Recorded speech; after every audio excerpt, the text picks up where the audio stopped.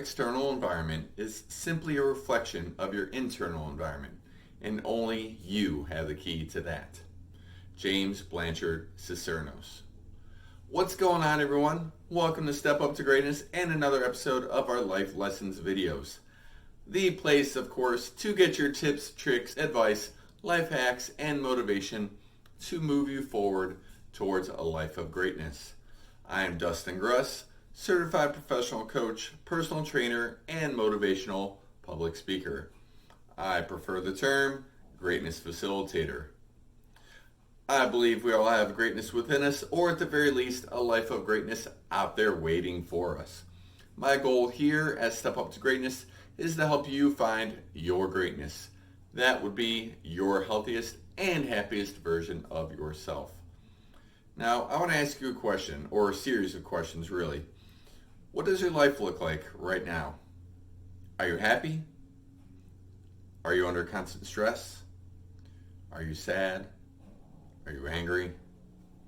Now, let me ask you another set of questions. What's your environment like? Is it quiet or noisy? Is it cluttered or minimalistic, where everything has its own place versus where you left it last? Is everything in order, or do you struggle to find your things amongst all the bags, wrappers, and paper? Believe it or not, your answers to these two sets of questions are indeed related, meaning your environment, whether it be your home, work, or even your car, greatly affect your stress levels. Your spaces should elicit a sense of peace. Feeling calm is an emotion, and creating calm is a set of actions we can choose. If we organize the spaces around us in such a way that it inspires that sense of peace, then we are cultivating calmness. To help surround yourself with calmness in those different areas, begin by assessing the environments you're constantly in. When you look around your home, what's working for you? What's stressing you out? Your home should be like a sanctuary for you, allowing you to relax and catch your breath. Is it organized that way, or are you constantly wasting time looking for things? Have you added things that bring you peace, like pictures, artwork, candles, flowers, enough light? Now, what about your workspace? Do you have everything you need easily accessible so you can work effectively, free of distractions? If this space is in disarray, you might be inviting inefficiency or lack of productivity, which will certainly invite stress if you're not getting your work done. And what about your car? This is a big one for some people. If someone at work needs a ride home, would you be comfortable being that chauffeur? Or would you be embarrassed by the dead sea of to-go bags, wrappers, bottles, and cans from all your meals you had on the go? Or maybe that repair you've been putting off getting fixed.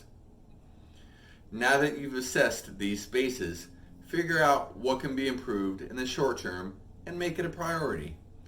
It can be as simple as spending 15 minutes a day on these spaces, or even plan a whole day of decluttering, but make sure you have a plan. Prioritize what needs done the most so that you can have a solid plan of action in place.